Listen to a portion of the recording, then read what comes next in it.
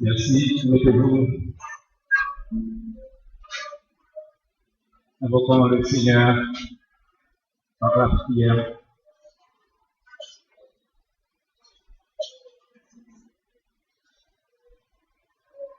Dieu trois fois saint, Dieu tout-puissant,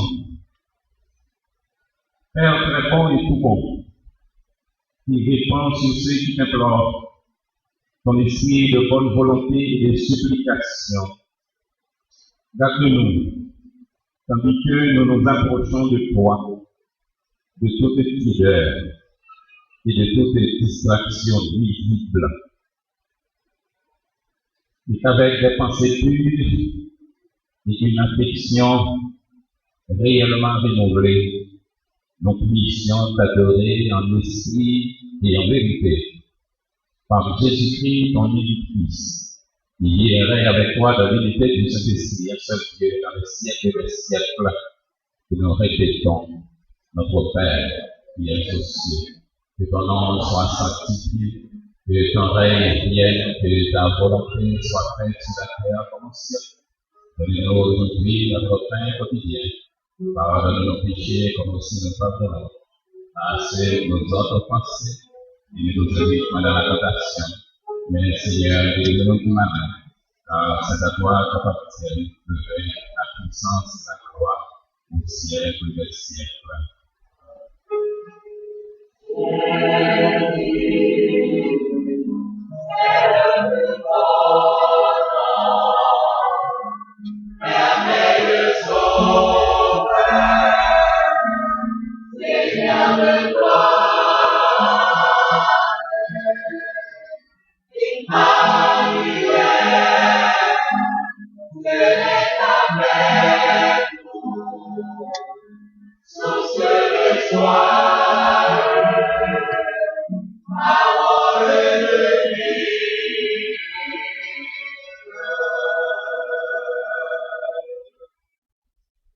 Amen.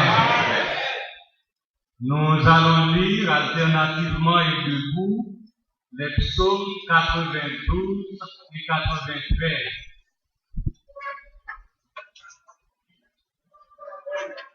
Psaume 92 et 93.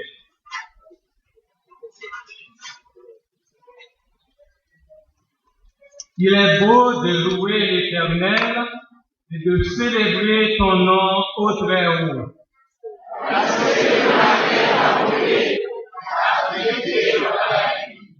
Sur les instruments à 10 cordes et sur le luth, au son de la harpe.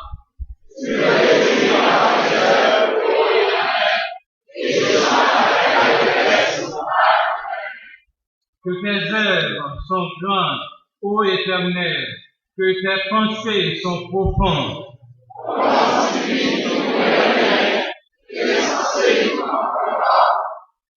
Si les méchants croissent comme l'herbe, si tous ceux qui font le mal fleurissent, c'est pour être anéantis, être détruits à jamais.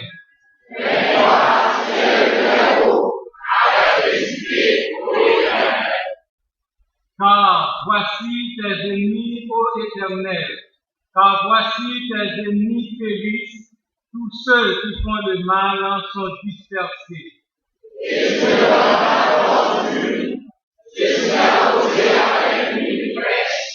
Mon œil se plaît à contempler mes ennemis, et mon oreille à entendre mes méchants adversaires.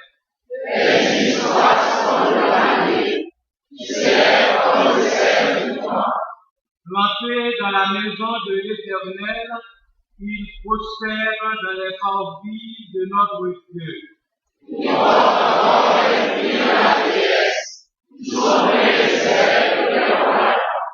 Pour faire connaître que l'Éternel est juste et mon rocher, et il n'y a point d'iniquité en lui.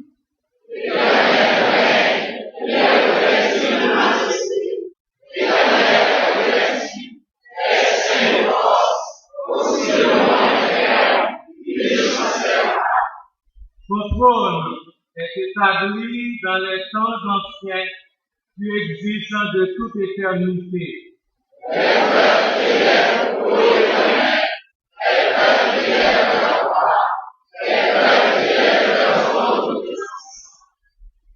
Plus que la voix des grandes puissantes eaux, des flots impétueux de la mer, l'Éternel est puissant dans les lieux célestes. Ensemble,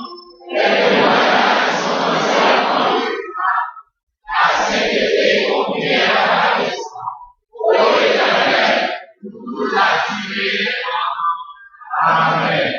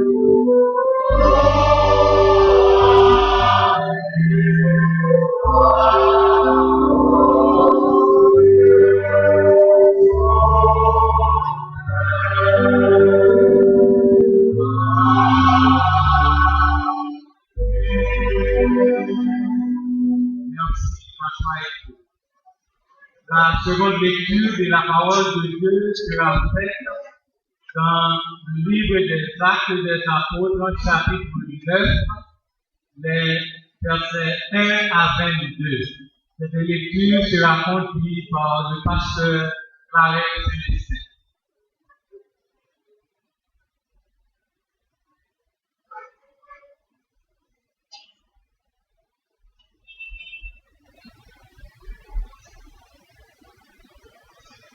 Acte 9, verset 1 à 22.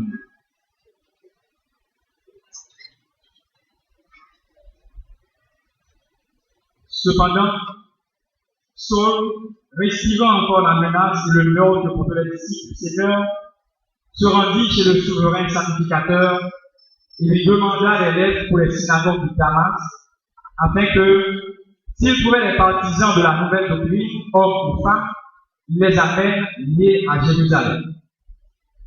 Comme il était en chemin et qu'il approchait de Damas, tout à coup une lumière venant du ciel répandit autour de lui.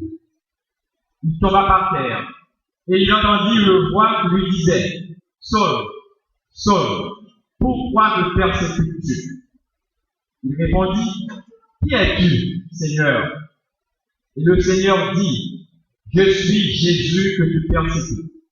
Il te serait dur de rejeter contre les étudiants. » Tremblant et saisi d'effroi, il dit « Seigneur, que veux-tu que je fasse » Et le Seigneur lui dit « Lève-toi, entre dans la ville et on te dira ce que tu dois faire. » Les hommes qui l'accompagnaient demeurèrent stupéfaits. Ils entendaient bien la voix, mais ils ne voyaient personne. Saul se releva de terre et, quoique ses yeux soient ouverts, il ne voyait rien. On le prit par la main et on le conduisit à Damas. Il resta 3 jours sans voir et il ne mangea ni ne but. Or, il y avait à Damas un disciple nommé Ananias. Le Seigneur lui dit dans une vision, « Ananias » Il répondit, me voici, Seigneur. Et le Seigneur lui dit, lève-toi, va dans la rue qu'on appelle la droite et cherche dans la maison de Judas un homme nommé Saul de Tarse. Car il prie, et il a vu en vision un homme du nom d'Ananias, qui entrait et qui lui imposait les mains afin qu'il recouvre la vue. Ananias répondit, Seigneur, j'ai appris de plusieurs personnes tous les maux que cet homme a fait à tes saints dans Jérusalem. Et il y a ici des pouvoirs de la part des principaux sacrificateurs pour lier tous ceux qui invoquent ton nom.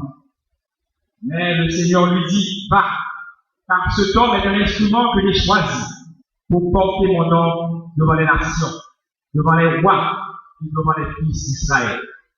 Et je lui montrerai tout ce qu'il doit souffrir pour mon nom.